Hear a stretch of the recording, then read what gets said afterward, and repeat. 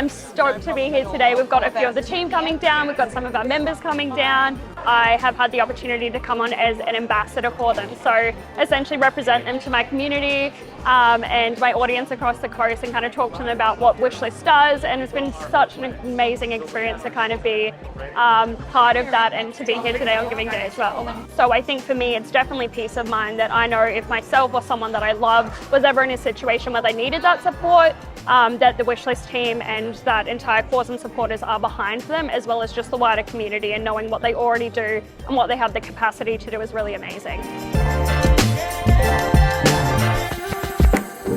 Well, it's really invaluable, the help that we get from Wishlist, because there are things that we need in order to treat our patients to the best gold standard that we can. And oftentimes that involves equipment that's very expensive. So thank you, Wishlist, for all the effort that you put in for us. Our patients really appreciate it, and so do we as frontline health workers.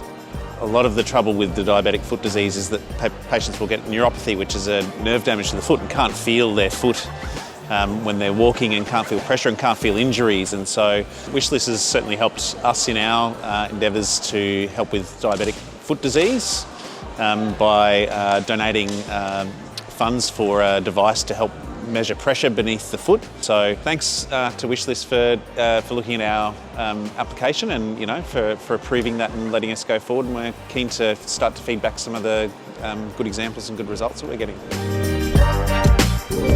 So I actually initially first heard of Wishlist through the Young Chamber. Bronte and some of the other team members had first spoke about Young Chamber and Wishlist potentially doing some work together, and I remember coming here for the first meeting with the two leases and was just really blown away by the team that they had.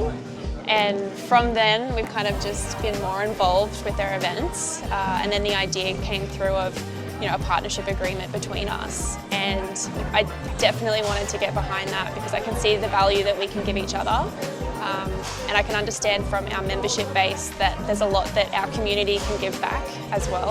I think a lot of our members in our community are really wanting to get involved with things that are going on and give back, and they don't really know how to a lot of the times.